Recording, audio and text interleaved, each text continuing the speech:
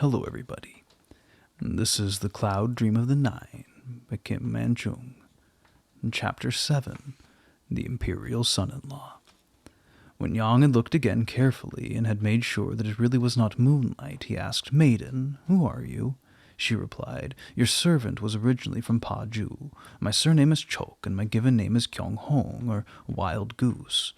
When I was young, Moonlight and I became covenanted sisters. And because of this close bond of union, she said to me last night, 'I'm feeling unwell and cannot wait on the master. Take my place, please, and save me from a reprimand.' Thus, at the request of Moonlight, I came boldly into your lordship's room." Before she had done speaking, Moonlight herself opened the sliding door and came softly in. She said, "Your lordship has won a new and wonderful person to yourself, and I congratulate you. You will remember that I recommended Chok Kyung-Hong when we were in the North River District. Is she not equal to my recommendation?" "She is sweet in face and reputation," replied he. He looked at her again, and behold, she was like the young scholar Chok in every feature.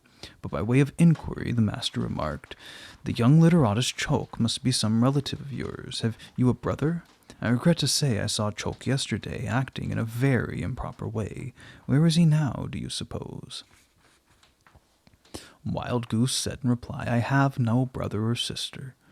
Then the master looked at her for a moment and suddenly guessed the whole game that had been played upon him. He laughed and said, "The one who followed me from the side of the way near Han was the maiden Chok, and the one who talked across the wall with Moonlight was Chok Si also. I wonder how you dared to deceive me in such a disguise." Then Wild Goose answered, "How could I ever adventure to do such a thing were it not that I had been born in me one great and indomitable longing that has possessed me all my life, to attach myself to some renowned hero or superior lord. When the king of Yon learned my name and bought me for a heaped-up bag of jewels, he fed me on the daintiest fare and dressed me in the rarest silk. And yet I had no delight in it, but was in distress, like a parrot bird behind cage bars, grieving out its days and longing to shake its wings and fly away. The other day, when the king of Yon invited to his feast, I spied on you through the screen chinks, and you were the man that my heart bounded forth to follow. But the palace has 9 gateways of approach. How could I safely pass these? The journey on which you had entered was 1,000 miles long. How could I escape and follow for such a great distance? I thought over 100 ways and means, and then hit on a plan, but I dared not put it into execution at the time of your departure. Had I done so, the king of Yon would have sent his runners out to arrest me. When you had been gone 10 days or more, I secretly took one of the king's fast horses and sped forth on my way, overtaking you at Han, and making myself known to your lordship. I should have told you at once who I was, but there are so many eavesdroppers about that I did not dare to speak. So I made myself a deceiver and am guilty of great sin. I wore a man's dress in order to escape those who might attempt to arrest me. What I did last night was done at the earnest request of Moonlight. Even if you graciously overlook these many faults of mine, the longer I live, the more I shall look with amazement on my having been so bold. If your lordship will kindly forgive and forget my wrongdoing, and overlook my poor and humble birth, if you will permit me to find shelter under your wide-spreading tree where I may build my little nest, Moonlight and I will live together, and after the master is married to some noble lady, she and I will come to your home and speak our good wishes and congratulations." General Yang said in reply, "My fairest maid, not even Chi-Pool, the famous dancer, was your equal. Not only have you highly esteemed the attainments of this poor Prince of Wei, but you desire to follow him for good. How can he remember any faults of yours?" Then Wild Goose thanked him, and Moonlight said, "Now that Chok has waited on my lord as well as I thank thee on her behalf." And thus they bowed repeatedly. Next morning, by break of day, the general was ready to depart, and said to the two, "There are many who spy and eavesdrop on a long journey, so we may not go together. But as soon as I have completed the marriage awaiting me, you must both come." And thus he resumed his way. Once more he reached the capital and reported at the palace. At this time, too, a letter of submission arrived from the king of Yon with quantities of tribute, gold, silver, silks, etc. The emperor, greatly delighted at the success, comforted Yang after the long hardships of the way, congratulated him, and proposed to make him a tributary prince as reward. But Yang, alarmed at this too high favor, bowed low before the throne, asking earnestly to be permitted to decline. The emperor, charmed with his modesty, yielded to his wishes and made him only a chief minister as well as director of the Halim, the College of Literature. Besides giving him great rewards, he caused him to be most lavishly honored by the state, so that history scarcely presents a case of one so markedly distinguished. After his return, Yang went to pay his respects to the home of Justice Chung. He and the Lady Chung greeted him with special joy, congratulated him on his high attainments and honor, and were delighted at his being made a minister, so that the whole house was filled with rejoicing. Yang then went to his quarters in the park pavilion, once more met Cloudlet, and renewed his happy relationship with her that had been broken off by his departure. The emperor was greatly delighted with the rising fame of Yang So-yu. He frequently summoned him to the inner palace to talk about history and the classics, as well as other subjects, so that the days went by imperceptibly. One evening, Yang was detained till late in the presence of the emperor. On his return to his official quarters, the moon shone softly, and his feelings of happiness were so great that sleep refused to come. He went alone up into the upper pavilion, and there leaned on the balustrade and looked out upon the scene so softly gilded by the shining moon. Suddenly he heard on the gently passing breeze the notes of a flute, far off as though from among the clouds, coming nearer and nearer. He could not distinguish the tune, but the sweetness was such as is not heard among mortals. Minister Yang then called one of the secretaries of the Halim and asked him, saying, "Does this music come from outside the palace, or is there someone within the enclosure who is playing?" The secretary said he did not know. The minister then ordered wine to be brought, and when he had taken a glass or two, he called for his flute, on which he began to play. The sound of it went up to heaven, and soft-tinted clouds came to listen. The phoenix birds called to each other. The two blue storks came flying from the palace and danced to the music, while all the secretaries looked on in wonder, saying, "Wang Jia-jin has come to earth to share our joys and sorrows." The Empress Dowager had 2 sons and 1 daughter. The Emperor, Prince Wool, and Princess Nan-yang, or Orchid. When Orchid was born, a fairy had come from heaven to the Empress in a dream and had placed a jewel in her bosom. Such was the princess. When she was grown up, she was graceful in form as a flower, and all her ways were according to the highest measurement of the genii. No marks of earth were there upon her. Marvelously skilled was she, too, in the character, in needlework and embroidery. The Empress loved her better than all others. Among the tribute paid at this time, there was a white stone flute from the Western Empire of Rome.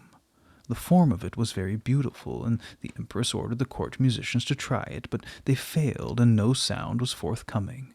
In a dream one night the princess met a fairy and learned from her how to play it. After waking, she tried this flute of the far west, and the tones were exceedingly sweet, agreeing in harmony with the laws of the Imperial. The Empress Dowager and the Emperor were greatly astonished at this, but no outsiders knew anything of it. At one time, when she played, the storks gathered in front of the audience hall and danced to the music. The Empress said to the Emperor, "In ancient days, Prince Chin-mok's daughter, Nong-ok, played beautifully on the crystal flute, and now Orchid plays no less marvelously. Nong-ok found her destined husband by this matchless music of hers. May it be so with Orchid, and may we thus happily settle the question of her marriage." Though Nan-yang was grown up, she had not yet been betrothed. On this night, Orchid, inspired by the soft light of the moonbeams, played till the storks danced before her, and when she had finished they flew away to the office of the Halim and danced there likewise. So it became reported throughout the palace that the storks had danced to the music of General Yang. The Emperor heard it and marveled as he thought to himself, "The princess's destiny evidently rests with this man." He then reported to the Empress Dowager, saying, "General Yang's age is about the same as that of Princess Orchid, and there is no one in the court his equal in handsome bearing or ability.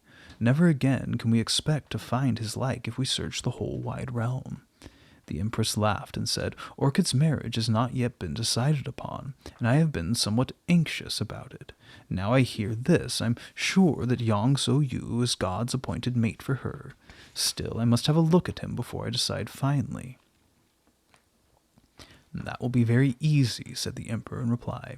"I shall summon Yang one of these days to one of my private audiences, have a talk with him on some literary subject, and then you can peep through the screen and see what kind of a man he is."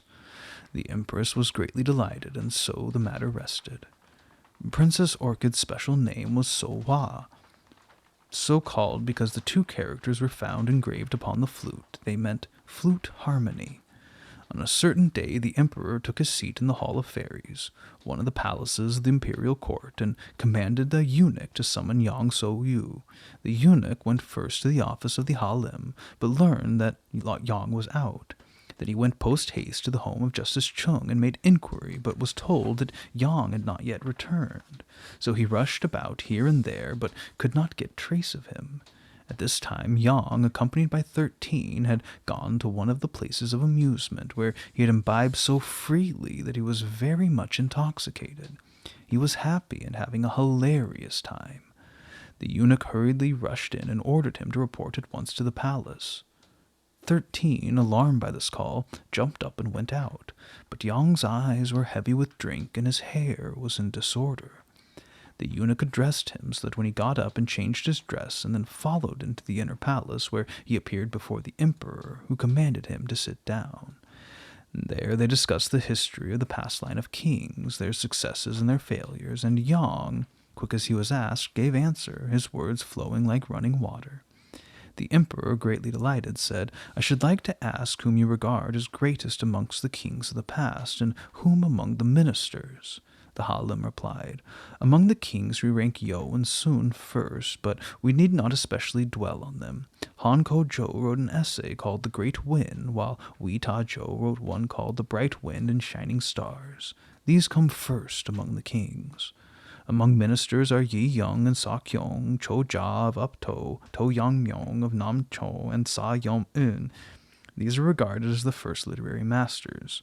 Among the kingdoms, Tong is first, and among the Tong kings, Yongjong. Among ministers is Yi Tai-baik, who is without a peer in all the world." The emperor said, "Your opinion is assuredly just what mine is. When I read Yi Tai-baik's Chong Pyong-sa and Hang Nak-sa, I was always very sorry that I did not live at the same time as he did. But now that I have won your lordship to my side, why should I even envy Yi Tai-baik? I have," said His Majesty, "in accordance with ancient law, selected 10 or more palace women who are especially gifted with the pen and beautiful to see, and put them under a secretary. Now I should take your lordship, following the example of Yi Tai-baik, to write for these women something that they would specially enjoy." And so he ordered the inkstone, jade tablet, and pens to be brought and placed before the master. The women, delighted that they were to have a sample of his renowned penmanship, brought special paper, silken pocket handkerchiefs, embroidered fans, and so forth, on which he was to write. The Halim, delighted to show them his attention, wrote with great readiness and rapidity, dashing off his strokes like the wind and clouds or the dazzling lightning. Before the shadows of the evening had begun to fall, he had finished the pile of invitations that lay before him. The palace ladies knelt in order, passing writings to His Majesty, who examined them all interestedly. Some were in couplets, some in fours, some again in doubles. All were gems of their kind. There was no limit to the praise the king bestowed upon them. Then he said to the palace maids-in-waiting, "Now that the Halim has worked so hard and written for you, you must bring him the best wine there is." Then the ladies brought choice wine in golden platters, and crystal goblets, and in parrot cups, on greenstone tables, and arranged various dainties to accompany the wine. Sometimes kneeling, sometimes standing, they vied with each other to serve him. The Halim received each with his left hand and raised it to his lips with the right, and when he had 10 glasses or so, his face grew rosy like the springtime, while mists beclouded his vision. Then His Majesty ordered the wine to be removed and said to the women, "The Halim's verses are each worth their weight in gold. What will you give him now in return?" Some of the women drew forth the golden hairpins that were shot through their hair. Some unclasped their jade belt ornaments. Some took rings from their fingers. Each tried to outdo the other till their gifts were piled up before him. Then His Majesty said to one of the eunuchs, Take the inkstone used by the master, the pens, and the gifts of the palace maids, wrap them up, and when he goes, take them to his house. The Hallam thanked his majesty for his kindness, got up to go, but fell over. The emperor then ordered a eunuch to help him along under the arms as far as the south gate, where they mounted him on his horse. At last he reached his quarters in the park pavilion. Cloudlet received him, helped him to change his ceremonial dress, and asked in amazement, "Wherever has your lordship been that you have drunk so much?" Yang, who was very drunk indeed, could only nod his head. Then in a little time there came a servant bearing a great load of gifts from the emperor, pens, inkstone, fans, etc., which were piled up at the hall entrance. Yang laughed and said, "These are all presents that his majesty has sent to you, Cloudlet. How do my winnings compare to those of Tong Pong Sok?" The next day the Hallam arose late, and after he made his toilet, the gatekeeper came suddenly to say the Prince Woal had come upon him. Yang gave a start and said, "Prince Woal has come. Something surely must be the matter." He went hastily out to meet him, showed him in, and asked him to be seated. His age would be about 20. Very handsome he was, with no traces of the common world in his features. Yang, humbly kneeling, said to him, "Your Highness has condescended to visit my humble dwelling. What orders have you for me, please?" The prince answered, "I'm an admirer of specially gifted men, even though I have had no opportunity to get acquainted with your excellency. Now, however, I come with commands from his majesty, and to convey this message. The Princess Nan-yang has now reached a marriageable age, and we have to choose a husband for her. The emperor, seeing your superiority and greatly admiring your gifts, has made you his choice, and has sent me to let you know. In a little the imperial orders will be issued." Yang, greatly alarmed, said, "The grace of heaven coming down to so low and humble a subject means blessing exceeding bounds, and where blessing exceeds bounds it becomes disaster. There's no question about it. Your servant is engaged to the daughter of Justice Chung, and almost a year has gone by since the gifts were exchanged. I beg and beseech your Highness to make this known to his majesty." The prince replied, "I shall certainly report as you say, but I regret it very much, for the emperor's love of the highly gifted will turn out a disappointment." The Hallam answered, "This matter is of great concern in my world of affairs, and one I dare not deal lightly with. I shall bow before his majesty and ask for punishment." The prince then bade farewell and returned to the palace. Yang then went to the apartments occupied by Justice Chung and reported to him what the prince had said. Already Cloudlet had told the lady of the house, so that the whole house was upset and in a state of consternation, no one knowing what to do. Clouds of anxiety gathered on the old justice's face and over his eyebrows, and he had no words to say. "Do not be anxious," said the Hallam. "The emperor is good and enlightened, and most careful to do exactly what is according to ceremony and good form. He would never set any of the affairs of the minister at naught, and though I am unworthy, I would rather die, rather than do the wrong that Song Hong did." The Empress Dowager had the previous day come into the Hall of Fairies and had peeped in on Yang So-yu. She had been greatly taken with him, saying to the emperor, "He is indeed a fitting mate for Nan-yang. I have seen him, and there is no longer any need for consultation." Thus she commanded Prince Woal to report to Yang. The emperor himself now desired to make the same proposition. He was seated alone in the special hall. He was thinking over the wonderful skill that Yang had displayed in writing of the character, and desiring once more to see what he had written, ordered one of the eunuchs to have the women bring him their compositions. They had each put the writing very carefully away, but one palace maiden took the fan on which Yang had written, went alone to her room, placed it in her bosom, and cried all night over it, refusing to eat. This maiden's family name was Chin, and her given name was Cha Bong. She was the daughter of Commissioner Chin of Wazhou. The commissioner had died a violent death, and Cha Bong had been arrested and made a palace maiden waiting. All the women loved and praised Chin Si. The emperor himself summoned her to his presence and desired to make her one of the imperial wives. But the empress, fearing Chin Si's surpassing beauty, did not consent. "Chin Si is indeed very lovable," said she, but your majesty has had to order her father's execution. To have close relations with his daughter would break the saying of the ancients, which runs, enlightened kings of the past put far away women who were related to the households of the punished.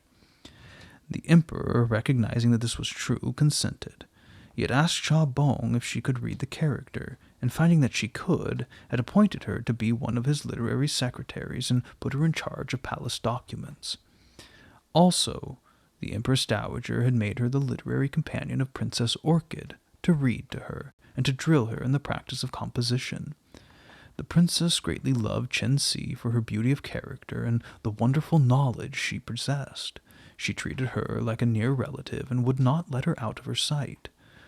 On that day she was waiting on the Empress Dowager in the Hall of the Fairies, ready to attend the commands of the emperor. She was one of the women who received the verses composed by Yang. Yang's face and form were already deeply imprinted upon her heart. How could she mistake him? Waking or sleeping, she had never dropped him from her memory. She knew him at once, but Yang, having no knowledge that she was alive, and being in the presence of the emperor, did not dare to lift up his eyes. He simply wrote and passed on what he had written.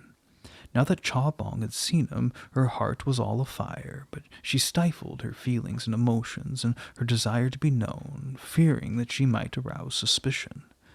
After her return to her room, in distress over the hopelessness of trying to piece together the broken threads of her destiny, she had unfolded the fan and read over what he had written. She opened it again and again, not once putting it down. The writing read, "The silken fan is round as the moon, as fair and soft as the hand that holds it. Over the harp strings its zephyrs play, till it finds its way to the master's keeping.